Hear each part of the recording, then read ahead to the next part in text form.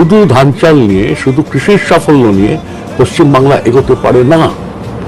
ধরুন এই মুহূর্তে আপনি ভারতের সারা রাজ্যের শিক্ষা জগতের ছবিটা দেখুন। এতগুলো ইউনিভার্সিটি, এতগুলো কলেজ, এতগুলো পলিটেকনিক, আইটিআই, ইঞ্জিনিয়ারিং কলেজ, এই ছেলেমেয়েগুলি পাশ করার পর কোথায় যাবে? এই ছেলেমেয়েগুলি পাশ করে কোথায় যাবে? কলকারখানা, অফিস আদালত ছাড়া কোনো উপায় নেই। ইন্ডাস্ট্রি, বড় মাপের ইন্ডাস্ট্রি করতে হবে। ক্ষুদ্র এবং বলতে পারেন ছোট শিল্প, মাঝারি শিল্প, বড় শিল্প না হলে হয় না। বড় শিল্প হলে তার হাত ধরে ছোট মাঝারিরা আসে।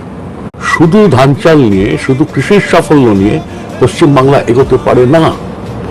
ধরুন এই মুহূর্তে আপনি ভারতের সারা রাজ্যের শিক্ষা জগতের ছবিটা দেখুন। এতগুলো ইউনিভার্সিটি, এতগুলো কলেজ, এতগুলো পলিটেকনিক, আইটিআই, ইঞ্জিনিয়ারিং কলেজ, এই ছেলেমেয়েগুলি পাশ করার পর কোথায় যাবে? এই ছেলেমেয়েগুলি পাশ করে কোথায় যাবে? কলকারখানা, অফিস আদালত ছাড়া কোনো উপায় নেই। ইন্ডাস্ট্রি, বড় মাপের ইন্ডাস্ট্রি করতে হবে। ক্ষুদ্র এবং বলতে পারেন ছোট শিল্প, মাঝারি শিল্প, বড় শিল্প না হলে হয় না। বড় শিল্প হলে তার হাত ধরে ছোট মাঝারিরা আসে।